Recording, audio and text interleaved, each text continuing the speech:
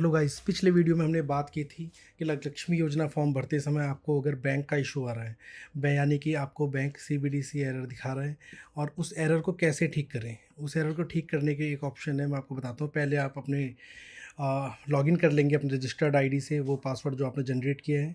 Caption code डालने के बाद आप साइन इन करेंगे और आप फिर आ जाते हैं पेंडिंग, जो आपका बैंक डिटेल के लिए पेंडिंग था। तो अब इस केस में हम वो बैंक अकाउंट यूज़ करेंगे जो गवर्नमेंट द्वारा निर्धारित बैंक की लिस्ट में दिया गया है।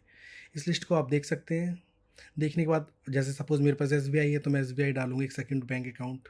उसके बाद डालने के बाद ये भुगतान के ऑप्शंस हैं जो आपको आपके अकॉर्डिंग ठीक लगे। सपोज़ कीजिए आपको ₹2,500 का एफडी और आरडी ठीक लगता है तो आप वो ऑप्शन ले सकते हैं, यानी या तो दूसरा ऑप्शन ₹1,500 का एफडी या आरडी, उसके अलावा बाकी ₹1,000 आपके सीडीसी वॉलेट में। और ये जो सीबीडीसी वॉलेट है ये आपको स्मार्टफोन होना कंपलसरी है। उसके अंदर मैं एक अलग से वीडियो बनाऊंगा कि कैसे आप सीबीडीसी वॉलेट को एक्टिव कर सकते हैं। तो ये डिटेल डालने के बाद आप कंटिन्यू कर सकते हैं इस पेज को और आप देखेंगे बैंक को, मतलब बैंक के द्वारा दी गई आपकी सारी डिटेल करेक्ट है। ये चीज़ चेक करने के बाद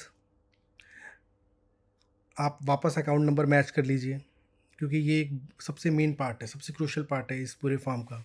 अगर आपका बैंक में कोई डिटेल एरर आ गई है तो फिर आगे तो भगवान ही मालिक है, वैसे भी सरकारी योजना का आपको पता ही है। फिर आप इसे कंटिन्यू करेंगे और जैसे ही आप इसे कंटिन्यू करेंगे, कंटिन्यू करने के बाद आप पाएंगे आपको बहुत सारे डॉक्यूमेंट अपलोड करने हैं। यहाँ पे आधार कार्ड मांगा गया है, दिल्ली का वोटर आईडी कार्ड और एक 10 साल पुराना प्रूफ। इसमें आपका वो पुराना voter ID card, ration card, ये सब भी अपलोड कर सकते हैं। एज के लिए आप आधार कार्ड ही चला सकते हैं। और उसके बाद आपको फ़ोटोग्राफ एंड सिग्नेचर आपको अपलोड करना है।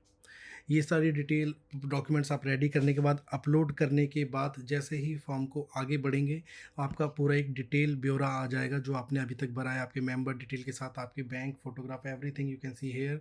उसके बाद कुछ नेसेसरी क्वेश्चंस हैं, रिस्पॉन्सिबिलिटीज़ एक तरीके से गवर्नमेंट इम्पोज करती नहीं है आपको, बस आपको ये टिक टिक कर देना है। क्योंकि बहुत सारी बेसिक चीज़ें, जैसे मैं अपने परिवार के सभी आयु के बच्चों को सरकारी या मान्यता प्राप्त निजी स्कूलों में एडमिशन कराऊंगा। बेसिक ये तो रिस्पॉन्सिबिलिटीज़ हैं आपकी। आभा कार्ड होगा, टीकाकरण टाइम पे करा दूंगा, डेफिनेटली कराना पड़ेगा।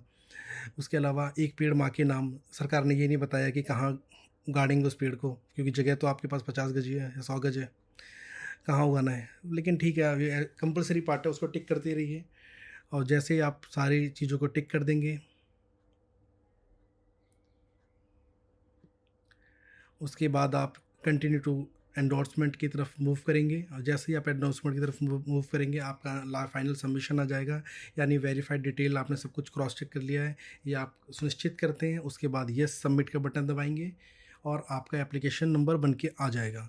अब एप्लीकेशन नंबर बनने के बाद यहाँ पे क्या करना है कि आप अपने एप्लीकेशन नंबर को सेव कर लेंगे फ्यूचर के लिए। आप उसके बाद मैं इस लेटर की खास चीज़ बता दूं आपको, ये जो डाउनलोड का बटन आप देख रहे हैं, यहाँ से आप एक मतलब लेटर डाउनलोड हो जाएगा आपका एप्लीकेशन फॉर्म। उस एप्लीकेशन फॉर्म पे आपको अपने नज़दीकी एमपी या एमएलए का सिग्नेचर कराना है। सिग्नेचर कराने के बाद उस लेटर को वापस स्कैन करना है 500 केबी के अंदर, जैसा आपने फ़ोटोज़ वोटोज़ अभी आप बनाया था, और पीडीएफ फॉर्म में बनाने के बाद यहाँ पे वापस अपलोड करना है। आप देखेंगे जैसे इंडोर्समेंट फॉर्म मैंने डाउनलोड कर लिया है। डाउनलोड करने के बाद आप देख सकते हैं डिटेल। उसके बाद यहाँ पे वो जगह है जहाँ पे आपको सिग्नेचर कराने हैं, स्टैंप लगवाना है अपने एमपी या एमएलए का जो आपके नज़दीक है। उसके बाद अपना सिग्नेचर करने के बाद डॉक्यूमेंट को वापस अपलोड करना है 500 केबी के अंदर पीडीएफ के रूप में। जैसे ही आप अपलोड कर देंगे आपका काम खत्म। उसके बाद गवर्नमेंट की रिस्पॉन्सिबिलिटी हो जाएगी। आशा करते हैं आपको वीडियो सब ठीक से समझ में आया हो। धन्यवाद।